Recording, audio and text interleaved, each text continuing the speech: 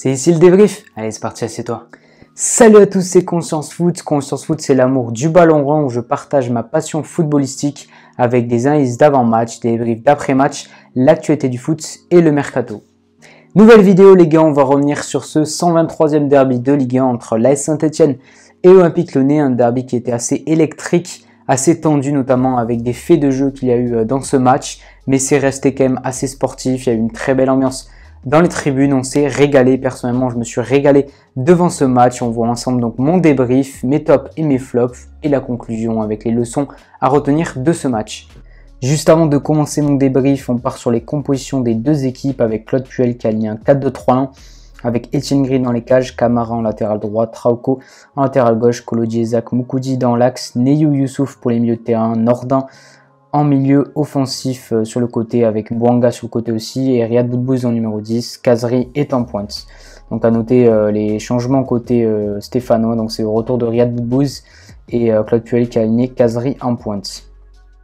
Côté lyonnais, Peter Bosz qui a aligné un 4-2-3-1 avec Lopez dans les cages, Dubois en latéral droit, Henrique en latéral gauche, Boateng Diomandé pour la charnière centrale, Cacré Guimarães dans l'axe, Shaqiri en ailier droit, Toko Ekambi en ailier gauche, Oussem Aouar en numéro 10 et Paqueta en numéro 9. Donc les changements importants côté lyonnais, c'est l'alignement de Lucas Paqueta qui est en pointe en numéro 9 à la place de Slimani et Dembélé qui sont blessés. Et puis Paqueta, c'est un joueur quand même très polyvalent, donc il peut jouer à peu près partout, c'est pour ça qu'il a été aligné en numéro 9.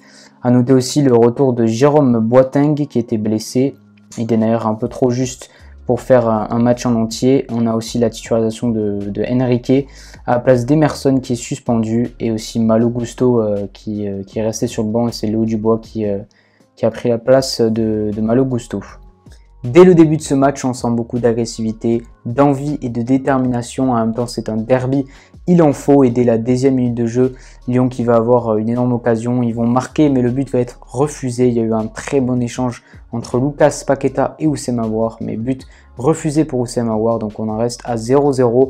À la 9e minute de jeu, grosse occasion. Il y a une frappe d'un Stéphanois, de Arnaud Nordin qui a fait une grosse frappe. Lopez la repousse, Kazri est tout seul devant le but et il met une tête sur le poteau. C'était très chaud et Kazri qui avait le but vide, mais il la met sur le poteau. Dès les 15 premières minutes de ce match, on sent une très belle connexion entre Oussem Aouar et Lucas Paqueta qui se trouvent très bien.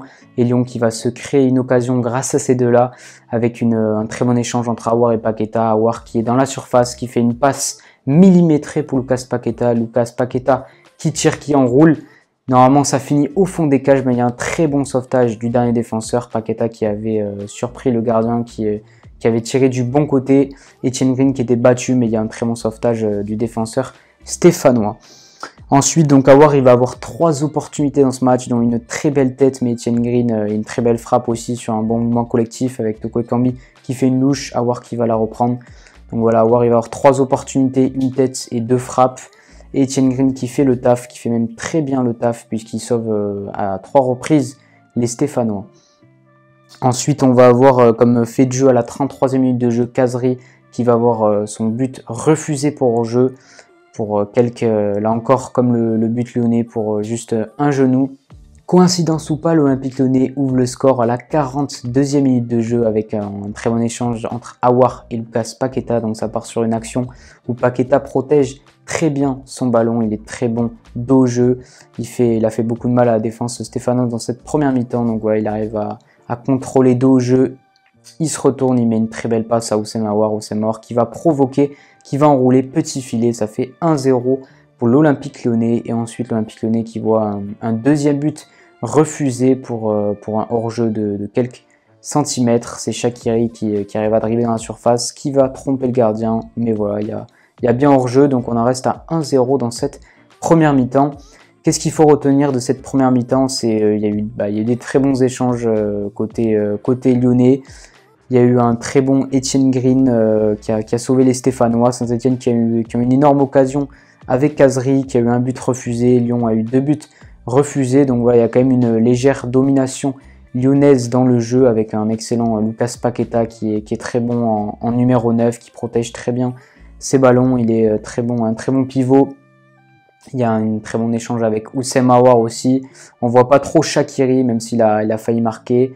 Après voilà, il y a beaucoup d'intensité dans ce match. Lopez qui a fait aussi quelques arrêts.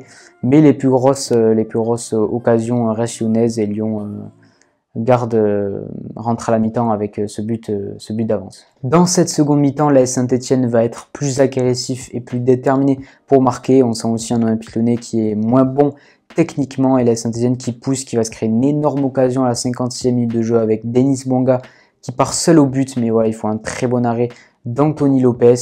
Et à la 74e minute de jeu, c'est le fait du match, un des faits du match, mais peut-être le plus gros. C'est donc Denis Bouanga qui tire. Voilà, il part tout seul, Denis Bouanga, il tire et c'est Lopez qui sort très loin de ses cages, Lopez qui va toucher le ballon de la main en dehors de ses cages, donc carton rouge logique. L'Olympique Lyonnais se retrouve donc à 10 contre 11 pendant une vingtaine de minutes. Suite à cette expulsion, les Stéphanois vont beaucoup pousser pour aller égaliser grâce à l'appui de leur public et une défense lyonnaise qui est dans le mal, étant donné qu'ils sont réduits à 10. Et Saint-Etienne qui va se créer une grosse occasion à la 77e minute de jeu. Le ballon qui va arriver sur un joueur stéphanois, le Stéphanois qui va reprendre cette balle, barre transversale. L'Olympique Lyonnais s'en sort bien, ça fait la deuxième fois que les Verts touchent le montant dans ce match. Et à la 93e minute de jeu, l'énorme fait de match, c'est le penalty pour l'AS Saint-Etienne avec une tête d'un joueur stéphanois qui rebondit sur la main de Jason Denayer. Dites-moi dans la barre des commentaires ce que vous pensez, s'il y a penalty ou pas. Pour moi, oui, il y a penalty, certes. Ça reste, voilà, il fait pas exprès, il peut pas enlever, c'est compliqué pour Denayer d'enlever ses mains, mais voilà, c'est la règle. Dès lors que le ballon touche la main d'un joueur dans la surface de réparation, c'est penalty, donc il y a eu la VAR. Et penalty, c'est Kazri qui s'élance et qui va marquer à la 93e minute de jeu, donc l'AS Saint-Etienne qui égalise dans ce match. Une petite conclusion sur ce match, c'était un match très agréable à regarder, il y avait la qualité des deux côtés. La Saint-Etienne qui a montré ses qualités, notamment avec de bonnes individualités, avec Nordin qui a été plutôt bon sur le côté, qui a fait mal à Enrique. On a vu un très bon Riyad Bouz aussi. Kazri qui a marqué, il a failli, il aurait pu être en flop de par l'immanquable qu'il a marqué, mais il a été solide pour marquer ce penalty. Et il y a eu un bon collectif stéphanois qui a fait déjouer les Lyonnais. C'était un très bon match, il y a eu beaucoup de faits de jeu. C'était une rencontre du coup plutôt équilibrée au niveau des statistiques puisque la Saint-Etienne a tiré 18 fois pour 6 tirs cadrés alors que l'OL a tiré 15 fois avec 5 tirs cadrés. Au niveau de la possession de balle, l'Olympique Lyonnais 55% et la Saint-Etienne 45%.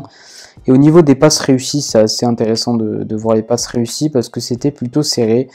On a vu Saint-Etienne qui a réussi 77% de ses passes et l'Olympique Lyonnais 81%, donc il n'y a pas eu une énorme différence. Pourtant, il y a une qualité technique qui est super de la part des Lyonnais, mais voilà, comme on peut voir avec le pourcentage de passes réussies, l'AS Saint-Etienne a bien élevé son niveau de jeu et a fait un bon match dans l'ensemble. Donc voilà, pour moi, c'est un match nul. Mérité en tout cas. Pour mes tops, premier top, Lucas Paqueta, franchement encore un très bon match Lucas Paqueta, pour moi 8 sur 10. Il était encore une fois très bon, même en numéro 9, il a encore fait un super match. Il peut jouer partout, il peut jouer 9, il peut jouer 10, il peut jouer ailier, il peut jouer récupérateur, il peut jouer relayeur, franchement c'est un super joueur. Dos au jeu, il a fait beaucoup de mal à la défense stéphanoise de par ses remises qu'il a fait en une touche de balle pour ses coéquipiers. Il est auteur d'une passe décisive sur le premier but lyonnais. Donc voilà encore un gros match de Lucas Paqueta, qualité technique, sa vision de jeu, sa vista, ses dribbles, son impact offensif, ce qu'il amène offensivement à l'Olympique Lyonnais, c'est quand même assez incroyable. Et voilà, c'est le joueur le plus régulier de toute façon de l'Olympique Lyonnais, c'est le joueur le plus important de Lyon et encore une fois, il a réalisé une superbe prestation. Mon second top, c'est Etienne Green, le gardien de l'AS Saint-Etienne, qui a réalisé pour moi quand même un très bon match. Il a sorti 3 arrêts sur Houssem Aouar qui ont été déterminants. En plus, 3 beaux arrêts, notamment sur une belle frappe d'Aouar et même la tête. Donc ouais, il a fait un très bon match. Il a été à la hauteur de ce derby. Mon troisième top, c'est Houssem Aouar. Houssem Aouar qui est monté en puissance. Lui qui n'avait pas marqué depuis longtemps. Il a marqué contre Bondy jeudi dernier. Et là, il marque encore contre l'AS Saint-Etienne, même s'il a manqué un petit peu de finition sur les 3 occasions qu'il a eues. Après, voilà, il y a eu un très grand gardien quand même de l'AS Saint-Etienne sur ce match. Il a fait des très bons arrêts.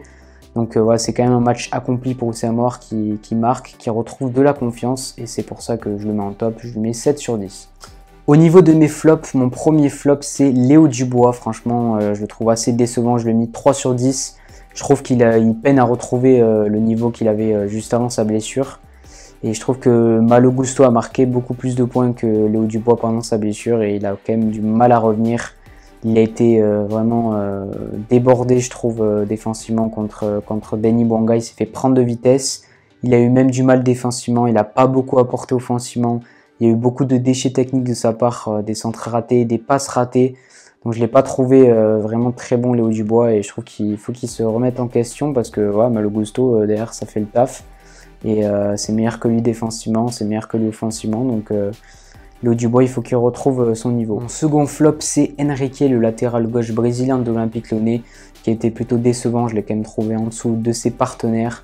À l'image de Léo Dubois, je l'ai quand même trouvé assez débordé. Et la Saint-Etienne, il passait beaucoup sur le côté d'Henrique. C'était là qu'il y avait beaucoup d'occasions que la Saint-Etienne se procurait. C'était du côté, encore plus du côté d'Henrique. Et Nordin a fait quand même mal à Henrique avec sa vitesse et ses dribbles. Henrique, il a été quand même souvent mis à mal par Nordin et ouais, il a eu du mal défensivement, trop de déchets techniques. Voilà, ça vaut pas Emerson. Emerson, c'est clairement un niveau dessus, que ce soit techniquement, défensivement ou offensivement. Donc voilà, c'était un match quand même compliqué dans l'ensemble pour Henrique, donc 3 sur 10. Mon dernier flop, c'est Xherdan Shaqiri, que je trouve assez décevant. Ça fait maintenant depuis quelques matchs que je le trouve assez décevant, même si il a failli sauver son match avec un dribble dans la surface et son but qui ont été refusés de quelques centimètres, mais voilà, je trouve qu'il apporte pas assez, il tente pas assez pour moi. Xherdan Shaqiri, il fera pas assez, il fait trop de passes en retrait, il a une très belle patte gauche, mais je trouve que c'était encore trop de déchets techniques et pas assez d'apport offensif, je trouve, comparément par exemple à Oussem Aouar, qui a beaucoup plus apporté offensivement, qui a plus créé de danger, plus de percussions, et je trouve que Shaqiri, il a pas assez apporté, donc c'est pour ça que je lui mets un 4 sur 10. Quelles sont les conclusions pour la Saint-Etienne et pour l'Olympique Lyonnais sur ce match et pour la suite?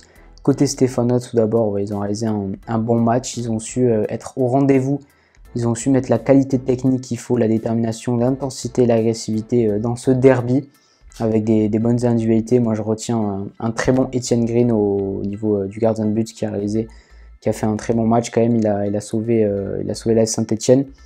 On a aussi Denis Bouanga qui a certes manqué de finition mais qui a quand même apporté sa vitesse qui a fait mal à Léo Dubois. Arnaud Nordin qui a fait mal à Henrique sur le côté qui a réalisé un bon match. On a aussi Kazri qui a réalisé un bon match techniquement et de par sa vitesse. Et la créativité de Riyad Boudbouz qui a fait du bien pour son retour.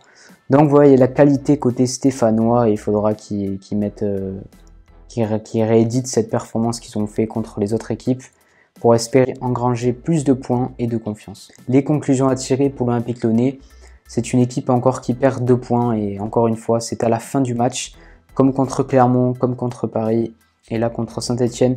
Lyon qui se fait égaliser, qui prend un but dans les derniers instants de ce match, un manque d'attention.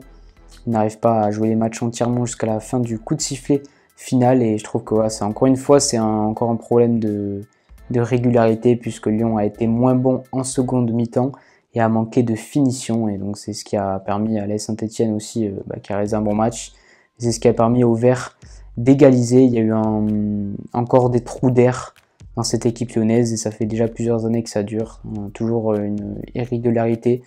Lyon qui joue souvent, qui fait souvent une très bonne mi-temps et la seconde mi-temps toujours moins bien.